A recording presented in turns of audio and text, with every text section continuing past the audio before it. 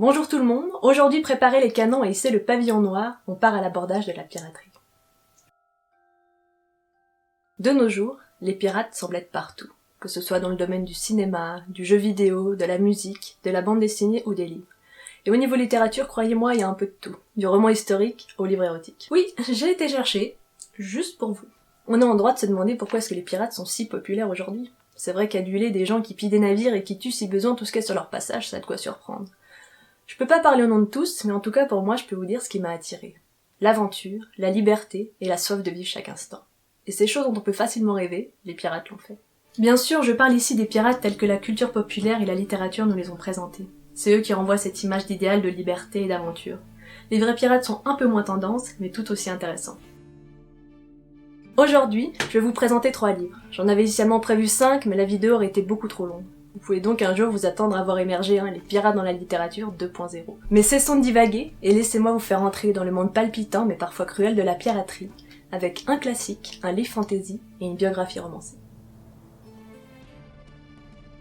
Parlons un peu de ce classique qui a remis au goût du jour l'intérêt pour la piraterie dans la littérature. Et je profite au passage pour vous montrer les magnifiques éditions anglaises des Penguin Classics, même si ici le vert et le rouge ça fait un peu mal aux yeux. Robert Louis Stevenson est un écrivain écossais du 19e siècle, à qui l'on doit également le mythique Dr Jekyll et Mr Hyde.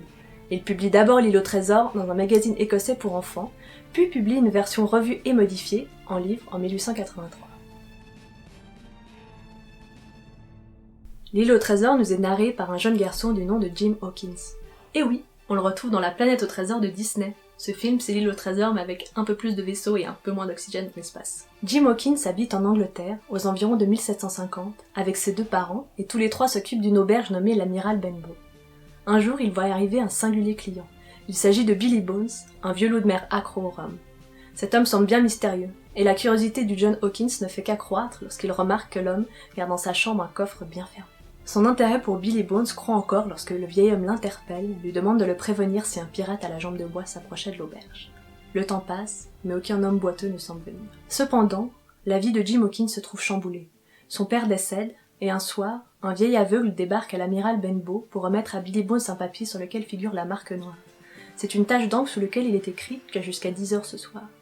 Le soir même, Billy Bones meurt foudroyé d'une attaque d'apoplexie. Avant que le vieil aveugle ne revienne, Jim Hawkins et sa mère fouillent le cadavre du vieux Billy Bones. Ils y découvrent la clé qui ouvre le coffre dans sa chambre, et entre 2 vêtements, ils trouvent un peu d'or et une carte au trésor. Jim Hawkins, accompagné du docteur Livesey, le médecin du village, et de plusieurs hommes, partent à la recherche du butin. Mais la menace de l'homme à la jambe de bois plane toujours sur eux. L'île au trésor, c'est un classique dans tous les sens du terme.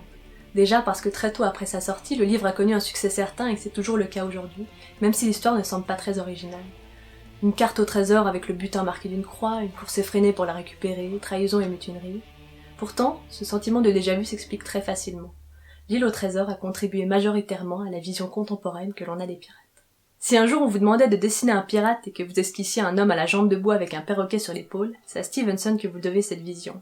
Et si un jour vous êtes surpris à chanter « Yo ho et une bouteille de rhum », sachez que cette chanson ne vient pas de Pirates des Caraïbes lui-même, mais bien de l'île au trésor. Ce livre a laissé une image très nette et précise de ce à quoi les pirates et une histoire de pirates devraient ressembler. Et je suis sûre que même si vous n'avez pas lu l'île au trésor, vous en partagez malgré tout quelques images. Cependant, il est important de noter que dans ce livre, les pirates ne sont pas les héros, au contraire ce sont plutôt les antagonistes.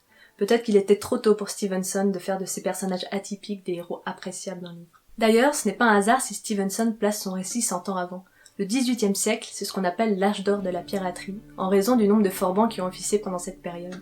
Stevenson fait d'ailleurs de nombreuses références à des pirates ayant réellement existé, comme Barbe Noire pour ne citer qu'un des plus connus. Une dernière chose, ne vous laissez pas impressionner par le statut dit classique de cette œuvre, et daté, si on estime bien sûr que le XIXe siècle c'est vieux, c'est un livre tout à fait accessible, autant dans le style que dans le rythme.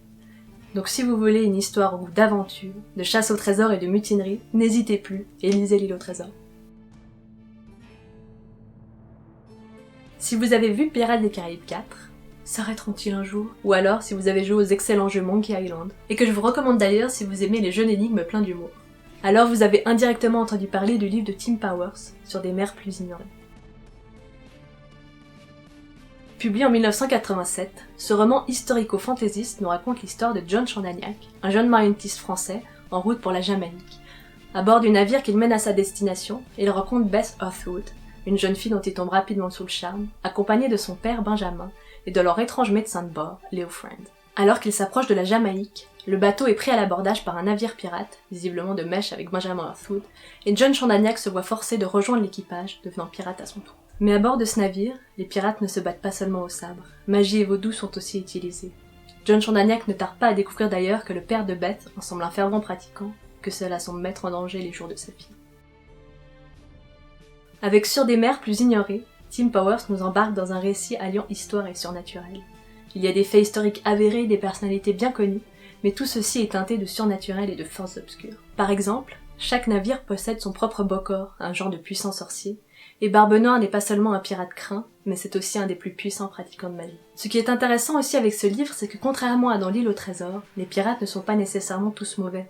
Avec John Chandaniac en personnage principal, Tim Powers nous présente un héros qui d'abord méprise la piraterie, puis y trouve lentement sa place, sans pour autant oublier d'où il vient et devenir un homme uniquement assoiffé de violence. Je dois dire que j'ai été agréablement surprise en le relisant par la qualité de l'écriture, les multitudes de personnages et les retournements de situation. Alors si vous voulez un livre qui parle d'équipage pirate revenu d'entre les morts, de combats au sabre et de mutinerie, Sur des mers plus ignorées est fait pour vous.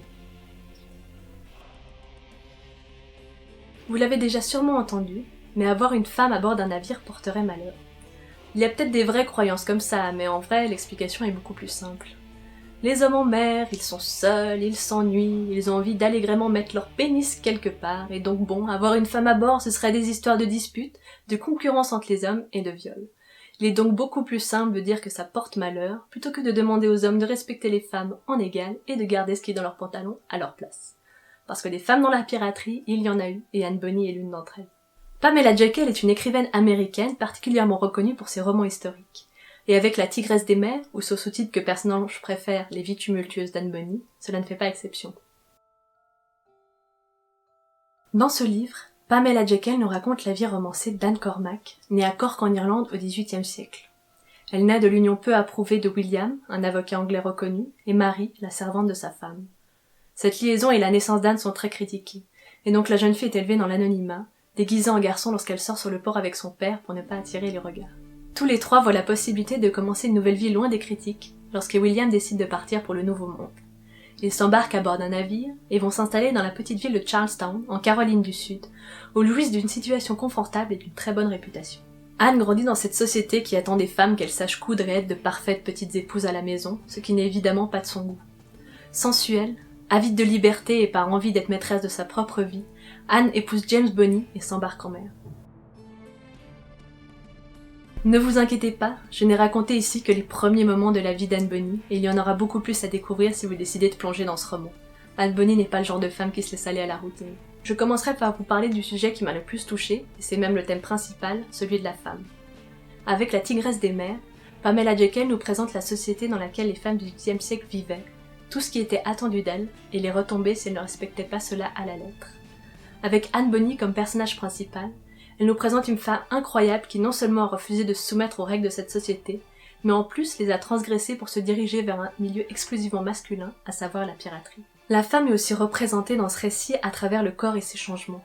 La puberté, les règles, l'enfantement, le désir, donner et recevoir du plaisir, le regard que l'on porte sur notre propre corps et celui que les autres portent sur le nôtre. Pamela Jekyll a choisi de faire d'Anne Bonny une belle femme, admirée et désirée. En vrai, on a très peu d'informations sur Anne Bonny physiquement, si ce n'est qu'elle était rousse. Et je trouve cette idée d'en faire une belle femme plutôt intéressante. En soi, ça n'aurait rien changé au récit qu'elle ait été belle ou un peu moins, j'aurais tout autant apprécié. Mais cela appuie sur l'ambiguïté du personnage. Ce corps, c'est à la fois une qualité pour séduire, mais c'est aussi un poids qu'elle doit cacher si elle veut accéder au milieu de la piraterie. La Tigresse des mers est un roman que je ne qualifierais pas d'érotique, mais en tout cas de passionnel. Anne a rencontré plusieurs hommes, a partagé un bout de leur vie, il dégage de ce roman une certaine sensualité, ce qui n'est pas pour me déplaire d'ailleurs. La Tigresse des mers est une biographie romancée. Car oui, Anne Bonny a bel et bien existé, mais on n'a sur elle que très peu d'informations et quelques hypothèses. C'est donc assez intéressant une fois le livre fini de chercher quels éléments étaient vrais et lesquels ont été ajoutés. On est souvent bien surpris de voir à quel point la réalité dépasse la fiction. Je vais être sincère en vous disant que je vous conseille ce livre pour ce qu'il raconte plutôt que pour la manière dont il est raconté. Le style est très bon, mais parfois j'ai eu quelques problèmes avec la traduction, comme lorsque le maître d'escrime d'Anne l'appelle Poulette. Mais bon, ne vous inquiétez pas, ça ne vous empêchera pas de savourer pleinement la vie tumultueuse de la pirate. Donc si vous voulez en savoir plus sur Anne Bonny, lisez La Tigresse des mers. Ces 400 pages vont vous offrir la vie d'une femme incroyable qui a transgressé les codes de sa société pour vivre sa vie comme elle l'entendait, au rythme des rencontres charnelles et des abordages. Et même si le livre ne vous tente pas, je vous encourage vraiment à chercher son nom pour en savoir un peu plus. Avec ces livres, j'espère vous avoir offert un aperçu des différents rôles des flibustiers dans la littérature. J'ai essayé de choisir 3 livres où les pirates sont vus différemment. Dans L'île au trésor, les pirates sont des antagonistes. Dans Sur des mers plus ignorées, c'est plus ambigu. Parfois les pirates sont cruels, parfois ils sont solidaires et fidèles. Et pour finir, avec La tigresse des mers, nous partageons la vision d'une héroïne qui a choisi volontairement de se lancer dans la piraterie et les raisons qui l'y ont menée. En résumé, les pirates dans la littérature, cela peut aussi bien être les héros que les antagonistes, l'aventure n'en demeure pas moins palpitante. Je pense même que c'est en cela que réside leur force. Les pirates sont des personnages que l'on peut à la fois craindre et admirer. J'espère que cette première vidéo vous a plu, et je vous encourage à me dire dans les commentaires si un des livres vous tente, si vous en avez déjà lu, si vous les avez aimés ou non, et à me laisser aussi des titres de livres sur la piraterie, parce que je pense qu'on en a jamais assez.